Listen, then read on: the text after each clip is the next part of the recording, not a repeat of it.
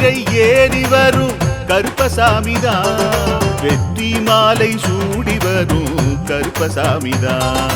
வெள்ளை குதிரை ஏறி வரும் கருப்பசாமிதான், வெற்றி மாலை சூடி வரும் கருப்பசாமிதான்.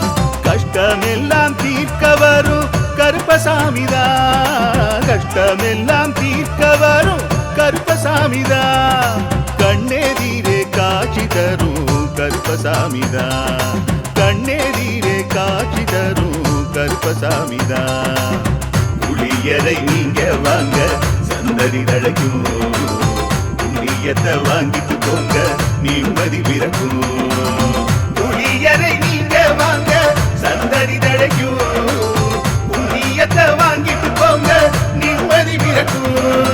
வெள்ளை குதிரை ஏறி வரும் கருப்பசாமிதான், வெற்றி மாலை சூடி வரும் கருப்பசாமிதான்.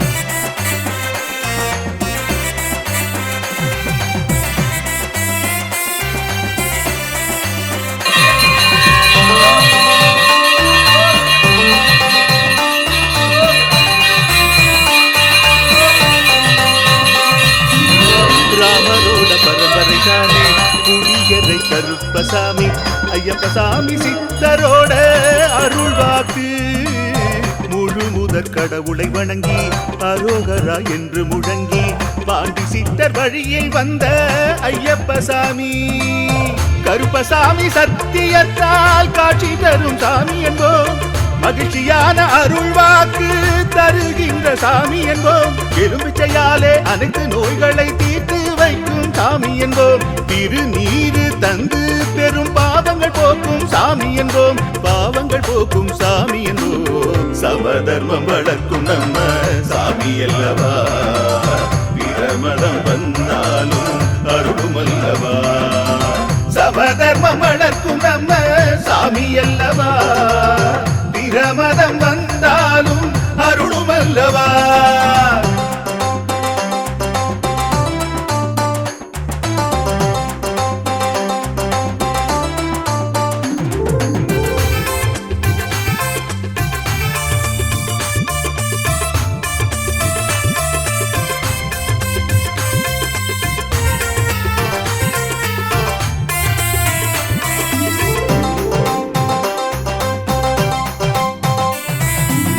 கட்டுமனை வீட்டுக்கிங்கே காவலாக இருப்பவராம், கட்டுமனை பூர்த்தியடைய ஆசி தருவார். கட்டு போட்டு நிறுத்தியதை கட்டுடைத்து அவரே தருவார், கட்டுப்பாடாய் வாழ்பவர் நெஞ்சில் குடியிருப்பார்.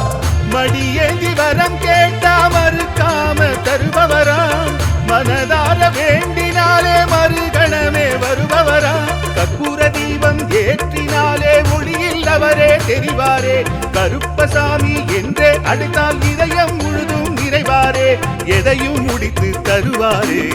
புளியரை புண்ணிய பூமி நாமும் தொழுவோம், புளியரை கருப்பசாமி அருளை பெறுவோம். புளியரை புண்ணிய பூமி நாமும் தொழுவோம், புளியரை கருப்பசாமி அருளை பெறுவோம். வெள்ளை குதிரை ஏறி வரும் கருப்பசாமிதான், வெற்றி மாலை சூடி வரும் கருப்பசாமிதான்.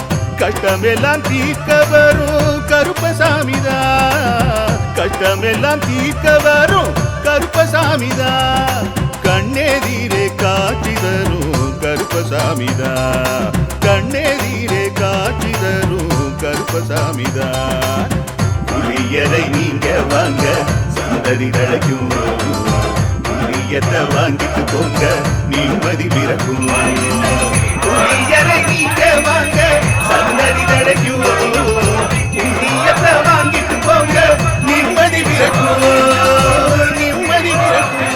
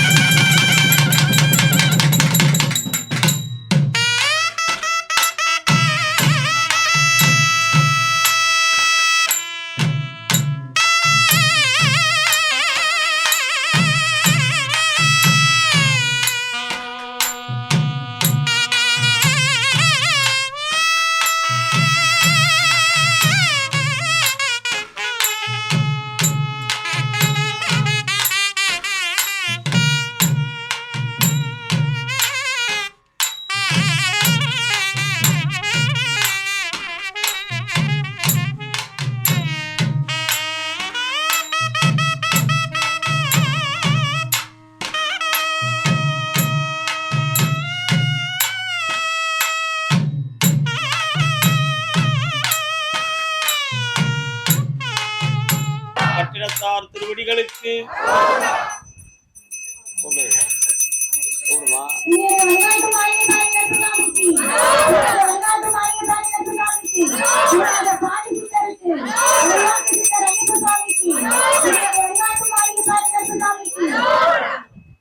எல்லாம் வல்ல இறைவனின் திருவடியின் திருப்புகளை நோக்கி இங்கே கூடி வந்திருக்கிற எல்லா பக்தர்களுக்கும் நமது கருப்பசாமியினுடைய அருள் நிறை சக்திகளை யூடியூப் மூலமாக உலகமெங்கும் பார்த்து மனதுக்குள்ளே பிரார்த்தனை செய்து கொண்டு தன் எண்ணங்கள் நிறைவேற வேண்டும் என்று எண்ணிக்கொண்டிருக்கின்ற எல்லா பக்தர்களுடைய எண்ணங்களும் உங்கள் அனைவருடைய உள்ளங்களும் பரிபூர்ணமாகி நல்ல நினைவுகளை கொண்டு நிறைவேறி ஆனந்தமாக வாழ வேண்டும் என்று சொல்லி என்னாலும் உங்களுக்காக பிரார்த்தனை செய்து கொள்கிறேன். ஏற்கனவே இன்னைக்கு நேரங்கள் வெகு நேரமாக ஓடிவிட்டது என்று நினைத்து நிறையவர்கள் இயங்கிக் கொண்டிருக்கிறீர்கள். 1 மணி நேரங்களுக்கு முன்னாலேயே அருள்வாக்கு ஆரம்பிக்க வேண்டியவை 1.5 மணி நேரங்களாக ஓடிவிட்டதே என்று ஒரு வேதனை இருக்கிறது. இந்த 1.5 மணி நேரத்தை இன்று இரவில் நம்ம பின்தொடர்ந்து கொண்டு எல்லாருக்கும் வாக்கு சொல்லுவோம். யாரும் வருத்தப்பட்டு இருந்து கொள்ள வேண்டாம், நிம்மதியாகவே இருங்கள். என்ன அடுத்ததாக, எப்பொழுதுமே மனிதன் முன்னேறுவதற்கு 2 வகையான தடைகள் உண்டு. ஒன்று பொருள் தடை, இன்னொன்று பிறப்பிடம். காலத்திலேயே மனிதனை அவன் பிறந்த குலத்தையோ பிறப்பையோ நோக்கி ஏதேனும் ஒரு சில வார்த்தைகளையும் எண்ணங்களையும் உள்மனதிலே வைத்து அவர்களை தளர்த்தி வளர விடாமல் தடுத்து கொண்டிருந்ததற்கு பல காரணங்கள் புராணங்களில் இருக்கிறது. சுருக்கமாக சொல்ல போனால், கொடுப்பதற்கென்று பிறந்தவன் யார் என்றால் கொடைவள்ளல் கர்ணன். கர்ணனுடைய தான தர்மங்களை பற்றி நாம பேசணும்னு நினைச்சோம்னா அதுக்கு அளவே கிடையாது. கர்ணன் தானகிறான், தர்மம் செய்கிறான் என்று எண்ணி பொறாமை கொண்ட துரியோதனன். துரியோதனன் சொன்ன உடனே ஒரு பெரிய விஷயம் என்னன்னா, மகாபாரதத்தினுடைய ஒரே ஒரு தத்துவம், நல்லவர்கள் 5 பேர், அவங்களுக்கு எதிரி பொல்லாதவர்கள் நூற்றுக்கணக்கானவர்கள். இந்த லோகாயமும் அப்படித்தான். 100க்கு 5% நல்லவனாக இருப்பான், பாக்கி எல்லாம் பொல்லாதவனாக தான் இருப்பான். அப்படிங்கிறதுக்கு எடுத்துக்காட்டு அந்நாளிலேயே நமக்கு மகாபாரதம் ஒரு உதாரணம். பாண்டவர்கள் 5 பேர், துரியோதனாதியர்கள் 101 பேர்கள். இதைத்தான் நமக்கு எடுத்துக்காட்டாக நமக்கு சொல்லியிருக்கிறாங்க. அப்படி கர்ணன் கொடை செய்கிறான் என்று பொறாமை கொண்ட துரியோதனன், நானும் தானம் செய்கிறேன். ஏமா ஒரே ஒரு விஷயம் மட்டும் கூறினார். சகுனி துரியோதனனை தவறாக தூண்டிவிட்டார். கர்ணன் உன் சொத்துக்களை கொடை செய்து இந்த உலகிலே புகழ் வாய்ந்து கொண்டு இருக்கிறான். துரியோதனா, இதே தான தர்மத்தை நீ மட்டும் செய்து விட்டால் கர்ணனுக்கு கிடைக்க வேண்டிய புகழெல்லாம் உனக்கு கிடைத்து விடும் என்று ஒரு அபிப்பிராயத்தை உருவாக்கினான் சகுனி. இதை கேட்ட துரியோதனன் அடுத்த நொடி பொழுதே, கர்ணா, நீ கொடை செய்வதை நிறுத்து, நீ செய்கின்ற தான தர்மம் கொடைகளை நான் செய்கிறேன் என்று சொல்லி துரியோதனன் கொடை செய்வதற்கு முன் வந்தான். அப்படி சபையிலே பெரியோர்களெல்லாம் சேர்ந்து முடிவெடுத்து இந்நாளிலிருந்து கர்ணன் செய்த கொடைகளையும் தான தர்மங்களையும் துரியோதனன் செய்வான் என்று ஒரு கட்டளையை வைத்தார்கள். மக்களெல்லாம் எப்படி நடக்கப் போகிறதோ, என்ன நிகழப் போகிறதோ என்று ஆராய்ச்சி கண்ணோட்டத்தோடு அதை கவனித்துக் கொண்டு இருந்தார்கள். இந்த கட்டளையை நிறைவேற்றி இன்றிருந்து நான் கொடை செய்கிறேன் என்று சொல்லி பக்கத்தில் இருக்கக்கூடிய அமைச்சர்களுக்கும் தன் காவலர்களுக்கும் தன்னால் இயன்ற ஒரு சின்ன சின்ன பொருள்களை கொடுத்து கொடையை தொடங்கி வைத்தேன் என்று கூறினார். இப்படி செய்து கொண்டு இருக்கிற பொழுது கடினமான மழை, விடாது மழை அடாது பெய்து கொண்டு இருந்தன. அந்த மலையிலே ஒரு ஏழை அந்தணன் ஒருவன் ஓட்டை கொடையை பிடித்து கொண்டு துரியோதனனுடைய சபைக்கு வந்தார். பெரியவரே, உமக்கு என்ன வேண்டும் என்று கூறுவீராகன்னு கேட்டார். வேற என்ன மன்னா எனக்கு வேண்டும்? ஒரே ஒரு மகள், அவளை பெற்றேன், வளர்த்தேன், பேணினேன். அவளுக்கு கல்யாணம் நடக்க வேண்டும். பொன்னகை வேண்டுமா? பொன்னகையெல்லாம் இருக்கிறது. வேறு என்ன வேண்டும்னா? எங்கு பார்த்தாலும் மழை. கல்யாண நாளோ நாளை. இன்று இரவுக்குள் எனக்கு விறகு வேண்டும். எப்படியாவது அந்த கல்யாணத்தை நடத்ததுக்கு அன்னதானம் செய்வதற்கு எனக்கு விறகுகள் வேண்டும். தாங்கள் தந்து உதவ வேண்டும் அண்ணா என்று கேட்டார். துரியோதனன் அறிவாளி அல்லவா, அருமையா சொன்னார். அந்தணரே, நானே தலைமை தாங்கி அடுத்த முகூர்த்தத்தில் உன் மகளுக்கு திருமணம் நடத்துகிறேனே. என்ன கூறினார்? நானே தலைமை தாங்கி அடுத்த முகூர்த்தத்தில் உமக்கு நான் திருமணம் நடத்துகிறேனே. இந்த மழையில் ஏன் உமக்கு இவ்வளவு சிரமம்? விறகுக்காக ஏன் பாடுபடுகிறீர்? எங்குமே நனைந்து கொண்டுதான் இருக்கும். நிறுத்தி வைப்போம், அடுத்து நடத்துவோமே அப்படின்னு சொன்னான். யார் சொன்னா? துரியோதனன். அந்தணருக்கு அவா என்றால் பற்று. நம்ம பிள்ளைக்கு நாளைக்கு கல்யாணம் முடிச்சு பார்க்கணும்னு நம்ம நினைச்சுக்கிட்டு இருக்கிறோம். இவர் திடீர்னு மன்னனா இருந்தாலும் அடுத்த முகூர்த்தத்தில் நடத்தணும்னு சொல்லுகிறாரே, இது பிழை அல்லவா? பிறகுக்காக ஒரு அற்புதமான திருமணத்தை மாற்றி வைக்க முடியுமா என்று நினைத்து வருந்தினான். அப்படி வருந்துகிற பொழுது அடுத்து நடந்த சம்பவம் என்னவென்றால், எதிர்த்தார் பீஷ்மர், துரோணாச்சாரியார் எதிர்த்தாங்க. துரியோதனா, கொடை செய்கின்ற தன்மையை இன்று நீ ஏற்றுக்கொண்டாய், இன்றே நீ கொடை செய்கின்ற சக்தியை இழந்து விட்டாயினார். ஒரே வார்த்தை. நான் தான் கர்ணனுக்கு பிறகு கொடை செய்வேன் என்று சொல்லி இந்த சபையில் அந்த கட்டளையை நீ சத்திய மார்க்கமாக ஏற்றாய். ஆனால் இந்த அந்தணருக்கு நீ கூறிய ஒரு பதிலிலேயே நீ கொடை செய்ய தகுதியற்றவன் என்பது முடிவாகிவிட்டது. ஆகையினால் நீ கொடை செய்யக்கூடாது என்று நிறுத்தினான். எப்படின்னு கேட்டாங்க. பெரியோர்களா சொன்னாங்க, வந்தவன் வறியவனோ வல்லவனோ வலிமையானவனோ வந்து கேட்ட பொருளை இல்லை என்று எப்பொழுது நீ சொல்லி சமாளித்து விட்டாயோ அப்பொழுதே நீ தர்ம குணத்தை இழந்து விட்டாய் என்பது பொருளாகும். இந்த நொடிப்பொழுதிலிருந்து மீண்டும் கர்ணனை கொலை செய்வான் என்று சபையில் வந்து ஆர்ப்பரித்து அந்த கட்டளையை மீண்டும் கர்ணனுக்கே கொலை செய்கின்ற ஒரு சக்தியை கொடுத்தார்கள். இதே அந்தணன் இதே கொடையை பிடித்து மலையில் நனைந்து கொண்டு கர்ணனுடைய அரண்மனைக்கு சென்றார். உடனே கர்ணன் எழுந்து நின்று, பெரியவரே வர வேண்டும், தங்களுக்கு என்ன வேண்டும்? கர்ணா, நாளை விடிந்தால் நாளை என் மகளுக்கு கல்யாணம், இன்றோ மழை, சமையல் செய்வதற்கு விறகுகள் வேண்டும், விறகில்லையே என்று வேதனைப்பட்டேன், என்ன செய்வதென்று புரியவில்லை, திருமணம் குறித்த நேரத்தில் நடக்க வேண்டும், என்னுடைய மனதை நிறைவேற்ற வேண்டும் கர்ணா, உன்னை தவிர வேறு யாராலும் முடியாதப்பா என்று கூறினார். உடனே கர்ணன் வேலையாட்களை கூப்பிட்டார். பணியாளர்களை இங்க வாருங்கள், நமது பழைய அரண்மனையில் இருக்கின்ற தூண்களை எல்லாம் வெட்டி இவனுக்கு விறகாக கொடுங்கள். ஒரே வார்த்தை, எவ்வளவு அருமையான வார்த்தை பாருங்க. கேட்டவனுக்கு இல்லைன்னு சொல்லிடக்கூடாது, உடனே செய்யணும், இந்த காரியமும் நடக்கணும். பழைய அரண்மனைக்கு நம்ம தூண்களை எல்லாம் வெட்டி விறகாக கொடுங்கள், திருமணம் நடக்கட்டும், நம்முடைய அரண்மனையை புதியமாக்கிக் கொள்வோம்னு சொல்லி கட்டளையிட்டான். வெட்டதுக்கு சென்றார்கள். வெட்டதுக்கு ஆரம்பிக்கும் மழையெல்லாம் நின்றுச்சு, வெயில் கொடுமையா வந்துருச்சு, நனைந்த விறகெல்லாம் காஞ்சிடுது. அரண்மனையின் தூண்களை வெட்டப்படவும் இல்லை, கல்யாணம் நிறுத்தப்படவும் இல்லை. அருமையாக நடந்தது. இதான் கர்ணன் கொடை செய்வதற்கும் துரியோதனன் செய்வதற்கும் வந்த ஒரு பெரிய வேறுபாடு. மனிதனுடைய வாழ்வில் எப்படி வாழ வேண்டும் என்பதற்கு எடுத்துக்காட்டாக நிகழ்ந்தவைகள் தான் மகாபாரதத்திலும் ராமாயணத்தில் நடந்த தர்மங்களாகும். கர்ணன் மட்டும் இறக்கும் தருவாயில் அவனுடைய ரத்தங்கள் எல்லாம் சிந்தி மனவேதனை அடைந்து கொண்டிருக்கும் கிருஷ்ணர் வந்தார். கிருஷ்ணா, என்னை வதைப்பதற்கு உனக்கு வேறு வழிகள் கிடைக்கவில்லையா என்று கேட்டார். கர்ணா, நான் யார் என்று உனக்கு தெரியுமான்னார். யாரப்பான்னா, பரித்ராணாய சாதுனா விநாசாய சதுஸ்கிருதாம் தர்ம சமஸ்தாவி பரார்த்தாய சம்பவாமி யுகே யுகே. என்ன செய்தேன்? தவறுகளை திருத்துவதற்கும் அதர்மத்தை அழிப்பதற்கும் அவதாரம் செய்து வந்திருக்கும் எம்பெருமான் நாராயணன் தானடா நான். உனக்கு மோட்சத்தை கொடுத்தேன், நீ கொடுத்த குடைகளுக்கும் தர்மங்களுக்கும் இன்றிருந்து புண்ணியம் கொடுத்து இந்த உலகம் அழிந்து எத்தனை யுகம் தொடங்கினாலும் கொடைக்கு கர்ணன் என்னும் புகழை இந்த உலகமெங்கும் புகழ் வைப்பான். அவன்தான் கர்ணன். அதனால மனிதன் பிறப்பிடம் வேறா இருந்தாலும் அவனை தேரோட்டி மகன் என்று இழிவுபடுத்தினார்கள் பலர். மன்னர் குலத்திற்கு மாண்பான ஈடு இல்லை என்று அவனை இழிவு செய்தார்கள் பலர்.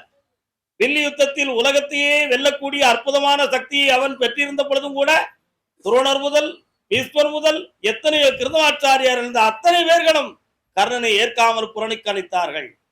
எதற்காக? அவன் பிறந்தது தேரோட்டி மகனாக இருந்து விட்டான் என்பதற்காக பிறப்பிடத்தை நோக்கி அவனை தாழ்த்தினார்கள். ஆனால் அவனுடைய வீரமும் அவனுடைய தர்மமும் இன்று புகழவே பரப்பிக் கொண்டிருக்கிறது. ஆனால் துரியோதனன் உயர்நிலையில் பிறந்தவன் தான், மன்னர் குலத்தில் வந்தவன் தான். யாராவது புகழ்ந்தோமா?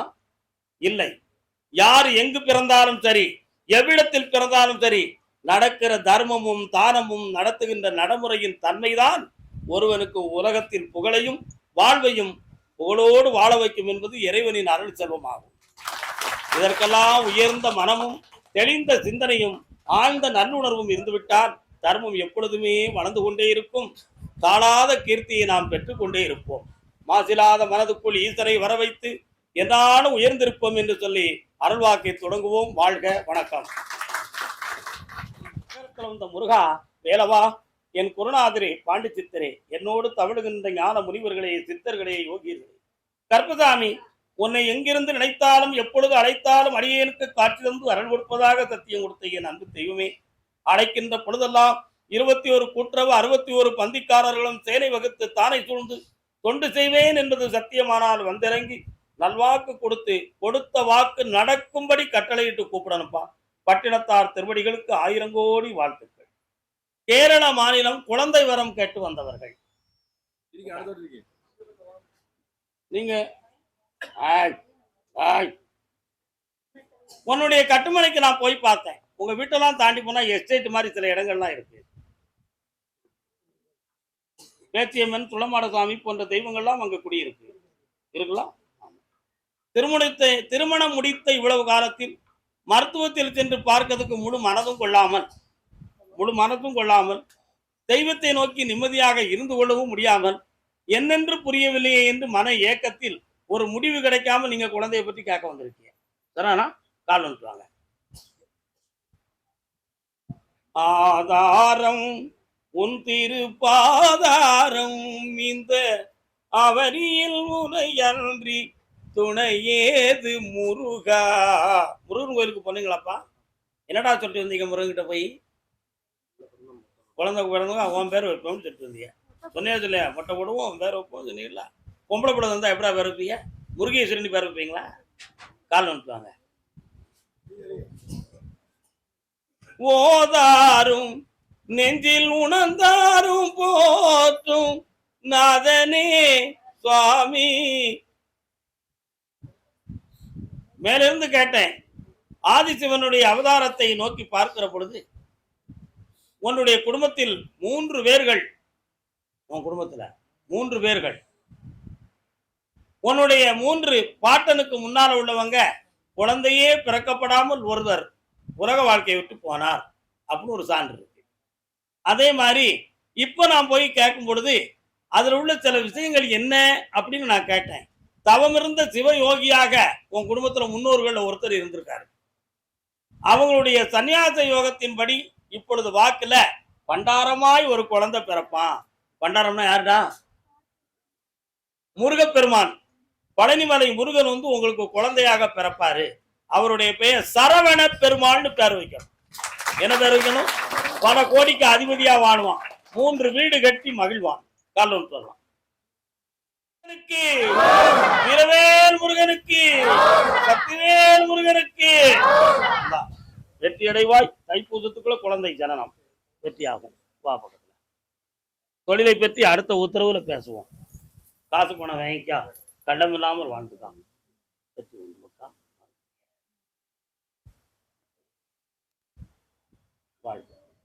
முடியுமான்னு கேட்டு வந்தோம்.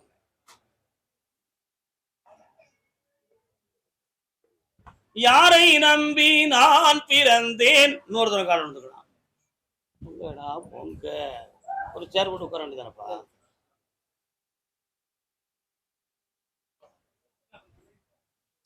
உன்னுடைய கட்டுமனைக்கு நான் போய் பார்த்தேன். சுவாமி, முற்கர்மங்களின் காரணத்தினால் இந்த குழந்தை நடக்கவில்லையா, அல்லது பிறப்பிலேயே இதுதான் விதி என்று நியமித்து விட்டதான்னு கேட்டேன். ஆனா நான் கேட்க ஒரு சித்தர்கிட்ட இருந்து வந்த ஒரு உத்தரவுல முற்பிறப்பில் செய்த ஜென்ம பாவத்தின் அடிப்படையாக இப்போதைக்கு இன்னும் இப்ப வயசு தன பிள்ளைக்கு 9 வயது வரை இந்த குழந்தையினுடைய கை கால்கள் வந்து மெல்ல மெல்ல பயிற்சி செய்து நடக்க வரும் அப்படின்னு உத்தரவுல இருக்கு. அதனால அந்த பிள்ளைய நடக்க வச்சிருவோம். 4 மனிதர்களை போல் வாழ வச்சிருவோம். 9 வயதுக்கு மேல் செய்த பாவங்கள் தீரும், கர்மங்கள் விலகும். அதற்கு முன்னால ஒரு முறை காசிக்கு போயிட்டு வந்துடணும்.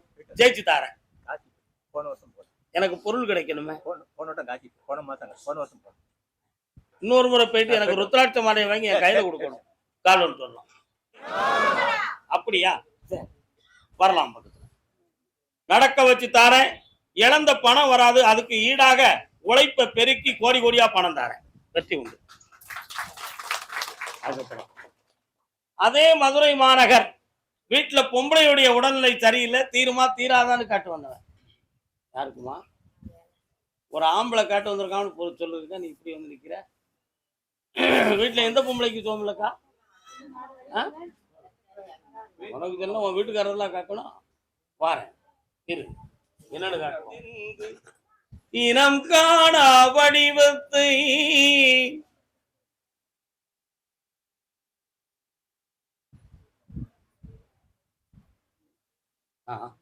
இன்னொரு தடவை கால் வந்து சொல்லலாம்.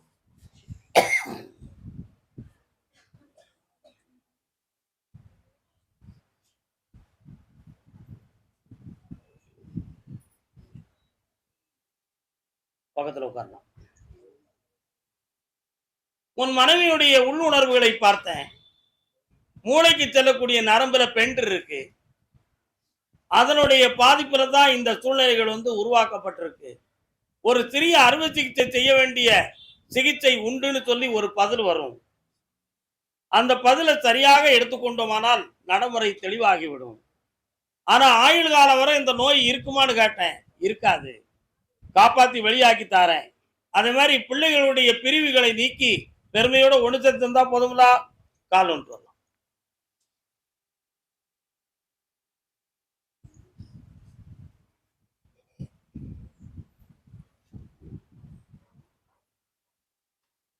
வரலாம்.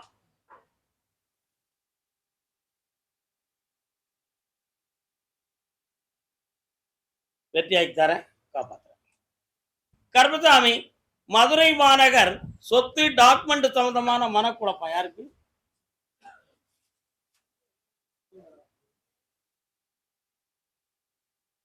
புரியாம முன்னால வரக்கூடாது.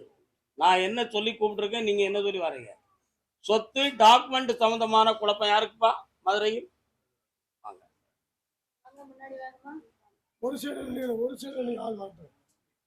வராங்களா? பைசில் 1 வழக்கறிஞர் கையில டாக்குமெண்ட் இருக்கு. பைசில் 2, பைசில் 3. கருப்பசாமி, ஆமா, தன்னுடைய பையனுடைய உடல்நிலையை பத்தி கேட்க வந்தது யாரு?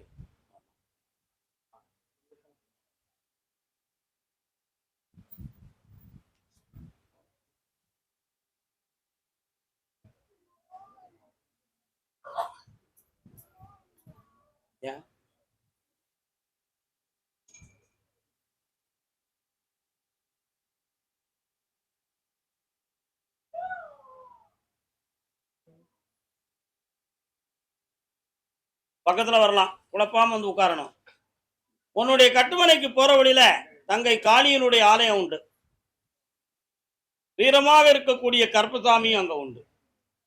ஆனா 3 தலைமுறைகள் 4 தலைமுறைகளுக்கு முன்னால செய்த பாவத்தின் வாயிலாக பிறந்த ஆத்மா இது.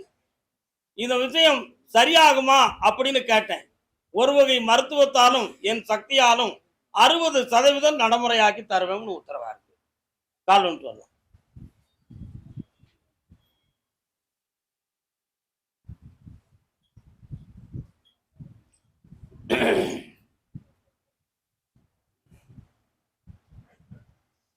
வாங்க. அதனால காளி கோயிலுக்கு 3 தீபம் ஏற்றிட்டு அடுத்த வெள்ளிக்கிழமை வந்து சேரணும். வெற்றியாக்கி தரேன், காலெல்லாம் இருக்கு. கர்மசாமி, ஆமா, அப்படியா? மெல்ல மெல்ல இழுக்காதீங்க. பிள்ளையின் வாழ்க்கையை பற்றி கேட்க வந்தது யாருப்பா? என்னம்மா பிள்ளை எங்க இருக்கான்? என்ன செய்தான்? கால் விட்டுறாங்க. உன் கட்டுமனைக்கு நான் போய் பார்த்தேன். அந்த இடத்துக்குள்ள இறந்து போன ஆன்மாக்கள் உன் வீட்டுக்குள்ள ஒரு தெய்வமா இருக்கு. 3 ஆண்டுகளுக்கு முன்னால நம்ம குடும்பத்துக்கு செய்வன வச்சிருப்பாங்களோ அப்படிங்கிற ஒரு சந்தேகமும் குழப்பமும் உன் குடும்பத்துக்குள்ள ஒரு பிரச்சனையா நடந்துச்சு. அதுக்கு கோடாங்கி மூலமாகவும் கோயில் மூலமாகவும் கிடைத்த ஒரு விடையில சில அடையாளங்களை எடுத்து காட்டி ஏமாத்துறாங்க. கால் ஒன்று சொல்லலாம்.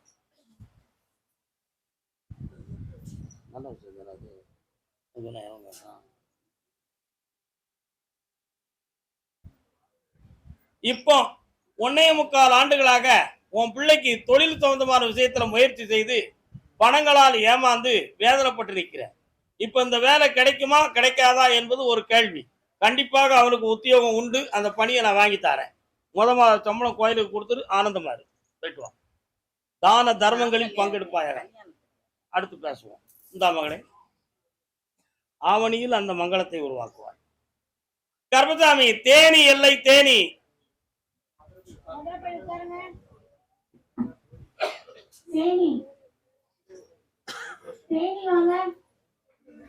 நான் தேனி தான் கூப்பிட்டு இருக்கேன். தேனி எல்லைன்னு சொல்லி தேனிக்குள்ள பக்கத்துல ஊர்ல உள்ளவர்லாம் வர வேண்டாம். சரியா? தேனி தேனி தேனி தன்னுடைய மகனினுடைய மனநிலையை சீர்திருத்தி தானு கேட்டு வந்தவன்.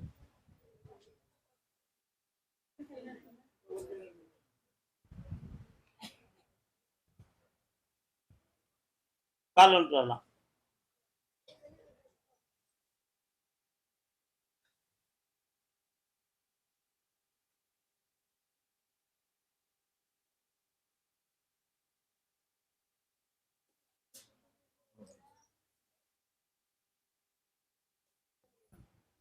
உன்னுடைய ஜாதகத்தை எடுத்து பார்த்தேன்.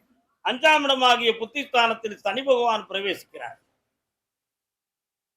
அதனால இப்போ மன பேதலிப்பு, மன சிதைவு போன்ற பிரச்சனைகள்லாம் இருக்கும். அவன் பிடிச்ச பிடிவாதமான வார்த்தையிலிருந்து வேற விளக்கங்கள் சொல்ல மாட்டான். அவன் சொல்றதுக்கு நம்ம மூலமா விடை கேட்பானே தவிர நம்ம சொல்ற விளக்கங்களை கேட்கக்கூடிய மனோபாவனை அவனுக்கு இருக்காது. ஆனால இப்ப இந்த மனம் ஒரு நிலையோடு திரும்பி விட்டது, ஒருமுகமாக திரும்பிருச்சு. அந்த திருப்பப்பட்ட மனநிலைகளை சீர்திருத்துவதற்கு மருத்துவங்கள், மாத்திரைகள் தூக்கத்தை தருமை தவிர தெளிவை கொடுக்காது. அதனால இன்னும் 3 வாரங்கள் என்னை தேடி வருகிற பொழுது இவனை தெளிவாக்கி வெற்றியாக்கி தாரேன். தைரியமா இருக்கலாம், காப்பாத்தி தாரேன். கர்மசாமிக்கு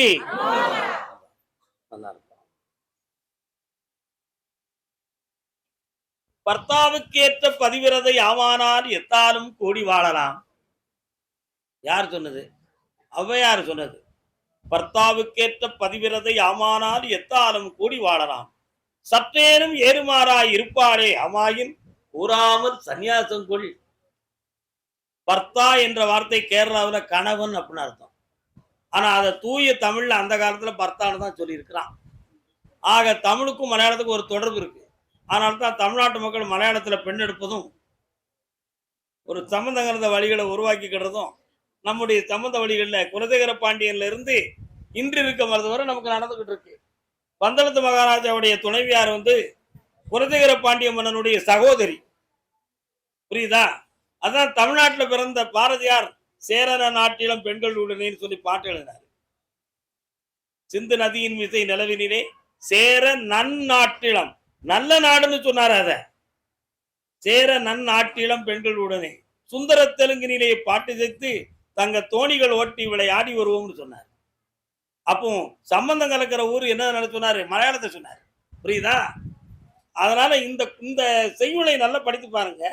பர்த்தாவுக்கேற்ற பதிவிரதை ஆமானால் எத்தாரும் கூடி வாழலாம். கணவனை புரிந்து நடக்கக்கூடிய மனைவியாக இருந்து கொஞ்சம் மனப்பக்குவத்தோட இருந்தானா எத்தாரும் கூடி வாழலாம். வறுமையிலையும் கூடி வாழலாம், கோபத்திலும் கூடி வாழலாம், கொடுமையிலும் கூடி வாழலாம், சண்டையிலையும் கூடி வாழலாம், சந்தோஷத்திலையும் கூடி வாழலாம். ஆனா அதுக்கு ஏறுமாறா இருந்தா கொண்டாடிட்டேன்னு இல்லடா, ஊர்ல எவங்கிட்டயே சொல்லாம சன்னியாசமா போயிருன்னு சொன்னான் ஔவையார். எவ்வளவு பெரிய வார்த்தை பார்த்தீங்களா? அருமையான வார்த்தை. தேனி மெக்கானிக்கர் காலன்னு சொல்லலாம்.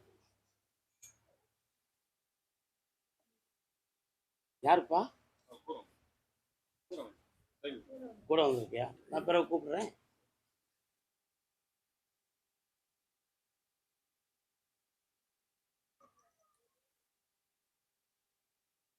கீவா ஜெகநாதன் அவர்கள் நாகர்கோயிலுக்கு ஒரு கல்யாணத்துக்கு போயிட்டு வரையில ஒரு நண்பரை பார்க்க போனாரு. அவருடைய தங்கச்சியும் அவருடைய மனைவியும் கூடி ஒரு ஆளு அவரு பார்த்தவர். அவர் பெரிய தமிழ் மாமணி. கீவாஜா அவர்களே, இவர்களெல்லாம் யார் அப்படி கேட்டார். என் கூட வந்தவர்கள் அப்படின்னாரு. என் கூட பிறந்தவர்கள். எப்படி சொல்கிறீர்? அது உமக்கு தங்கை, இது உமக்கு மனைவின்னு கேட்டார். அருமையா சொன்னார். இவர்கள் தங்கைமார்கள் 2 பேரும் என் கூட பிறந்தவர்கள், இந்த மனைவியோ நான் கூட பிறந்தவர்கள் அப்படின்னு சொன்னார். அவ்வளவு அருமையா சொன்னார் தமிழை. அதனால கீவா ஜெகநாதன் கூட வந்தவர்களுக்கு என்று ஒரு புண்ணியம் உண்டு. உண்டுமா கிடையாதா? கட்டுமனைக்கு நான் போய் பார்த்தேன். சித்தமெல்லாம் சிவன் என்று சொல்லி உள்ளத்துக்குள்ளேயே இறைவனை மனதார நினைத்து வணங்கக்கூடிய குணமுடையவன் நீ.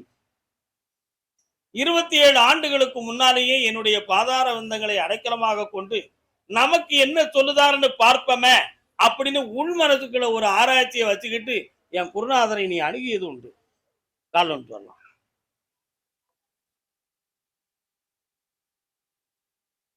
தெளிந்த நினைவும் உயர்ந்த மனமும் திகழ்வதென்று அங்கே தெய்வம் இருப்பது.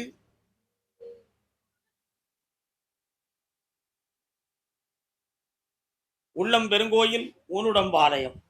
உள்ளத்துக்குள்ள இறைவன் இருக்கான். உள்ளத்துக்குள்ள இறைவன் இருக்கிறது உண்மையாக இருந்தா அந்த உடம்பு ஏன் இவ்வளவு கஷ்டப்படுதுன்னு ஒரு கேள்வி. ஒரு குறிப்பிட்ட காலங்களுக்கு பிறகு ஞானத்தை பற்றியும் சித்தர்களை பற்றியும் உன்னுடைய உள்ளம் கொஞ்சம் பற்று வைச்சிருச்சு. இந்த பற்றுகள் வைத்த பிறகு மனைவியின் மீது உள்ள ஒரு பற்றும் பாசமும் சாதாரண சகோதரத்துவமான ஒரு அன்பும் மனைவிங்கிற ஒரு இலக்கண நோக்கமும் இருந்துச்சு. ஆனா இந்த ஆளு யாரு சொல்லியும் கேட்க மாட்டேக்காரு. அவர் போக்குனே போய்கிட்டு இருக்காரு. சித்தம் போக்கு சிவம் போக்குன்னு. இவர் எங்க நம்ம மனசுக்கு ஒத்து வர போறாரு அப்படின்னு நினைச்சு மனைவியுடைய மனசு இப்ப கொஞ்சம் அப்பாற்பட்டு நிற்கும். இதுதான் உண்மை. அவளுடைய மனம் திருந்த வேண்டும் என்று உன் எண்ணமும், இவன் திருந்த வேண்டும் என்று அவள் எண்ணமும், ஆக ரெண்டுக்கு இடையில் பதில் சொல்ல முடியாதது என் நிலைமையும் இப்படி இருக்கு. அதனால் அவ உள்ள மாறுமா அப்படின்னு நான் கேட்டேன். பிள்ளைகளுடைய மனதுக்கு செவி சாய்த்து செல்கிறாள் அவள். உண்மையா? உழைப்பும் தெளிவும் மட்டும் இருக்க வேண்டும். அவர் இஷ்டத்துக்கு தவம் இருந்தாலும் சரி, சாமியை கும்பிட்டுக்கிட்டாலும் சரி, எப்படி இருந்தாலும் சரி, என் தலைவலி தாங்க முடியல. ஆனா நீ சொல்லும் கட்டளையை நிறைவேற்றுவதற்கு அவள் ஆயுத்தமாக வருவதில்லை. அந்த மனநிலைகள் உள்மனதுக்குள்ள இருக்கக்கூடிய ஒரு பிரிவுக்கு காரணம் என்ன அப்படிங்கிறது உன் உள்ளத்துக்குள்ள ஒரு கேள்வி. ஆனா எவ்வளவு தெளிவானவனா இருந்தாலும் மனிதனுக்கு மயக்கம்னு ஒண்ணு இருக்கு. அந்த மயக்கத்துல 2 மயக்கம் இருக்கு. என்னது? போத மயக்கம், பண மயக்கம், பெண் மயக்கம், மாந்திரீக மயக்கம். ஆக 4 மயக்கம் இருக்கு. இந்த 4ல 4வதா சொன்ன ஒரு மயக்கம் இருக்கு. மாந்திரிகத்தால் ஏதாவது நம்ம மனதுக்கு மாறுபட்ட நிலையில் ஒரு சில குழப்பங்கள் ஏற்பட்டு மனைவிக்கு நமக்கு ஈடுபாடுகள் சரியில்லாமல் ஆகியிருக்குமோ அப்படிங்கிற ஒரு உள்ள தேக தவிப்பு உன் மனதுக்குள்ள வாடுது. உண்மையா இல்லையா? கால் ஒன்று வரலாம்.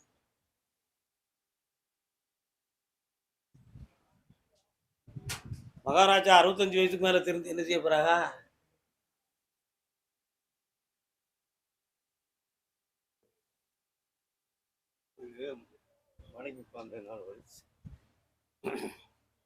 எத்தனை பேரை வண்டியை காக்க போட்டு உட்கார வச்சிருப்ப? ஒரு கதைக்கு சொன்னப்பா, வேற ஒண்ணு இல்ல. அதனால இந்த ஆத்மாவுக்கு ஒரு புண்ணியம் உண்டு. அந்த புண்ணியம் என்னன்னு நான் கேட்டேன். ஒரு கன்னி என்னும் ஒரு தேவதையினுடைய ஒரு சக்தி உன்னுடைய ஆன்மாவுக்கு துணையாக வரும். ஆனா இப்ப இருக்கிறதுல பொருளாதாரங்களால கடன்களும் மனவேதனையும் கொஞ்சம் இருந்து வாட்டுது. பழைய ஆரோக்கிய நிலைகளோடு இந்த தொழிலை பார்க்கறதுக்கு துணை கொள்வதற்கு பிள்ளைகளும் இல்ல, நல்ல நட்புகளும் இல்ல, பாசத்துக்கு இருக்கு, உழைப்புக்கு இல்ல. உண்மையா இல்லையா? அதனால இந்த பிறவியை நிறைவேற்றணுமே, யாருக்கும் சுமையை உருவாக்கி வச்சுட்டு போயிடக்கூடாத. அதனால எனக்கு செய்ய வேண்டிய பொருளையும் மனதையும் சீர்படுத்தி இந்த வாழ்க்கையில பிரச்சனை இல்லாம எனக்கு ஆக்கி தரணும். குறைக்காலமும் என் மனைவிக்கும் எனக்கும் குழப்பமில்லாத நல்ல வாழ்க்கையவும் அமைச்சு தரணும் என்பது உன்னுடைய கேள்வி. அதை சீராக்கி தந்தா போதுங்களா? வெற்றியாக்கி தர காலம். போன 4 மாதத்துக்கு முன்னால பொண்டாட்டி பொண்ணுக்கும் பிரிவா இருக்குப்பா அப்படின்னு கேட்டேன். 75 வயசுல ஒரு தாத்தா வந்தாரு. அவருக்கும் மனைவி மக்களுங்கிற ஒரு பற்று இருக்கலாம். நீங்க வயதுன்னு சொன்ன பிரச்சனை நினைக்கூடாது. மனிதன் தானே.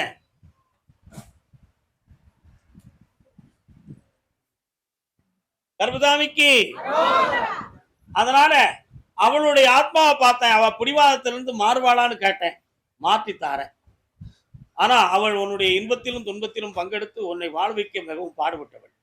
அவளுடைய மனம் கோணாம இருக்கிறதுக்கும் நிறைவான நல்வாழ்வையும் அளித்தாரேன். வேற என்னப்பா வேணும்?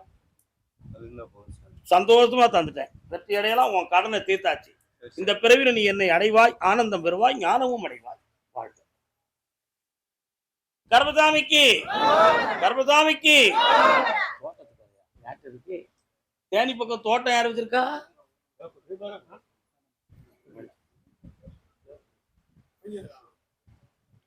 அதே தேனி எல்லை தன் பிள்ளையை பத்தி கேட்க வந்தவர்கள்.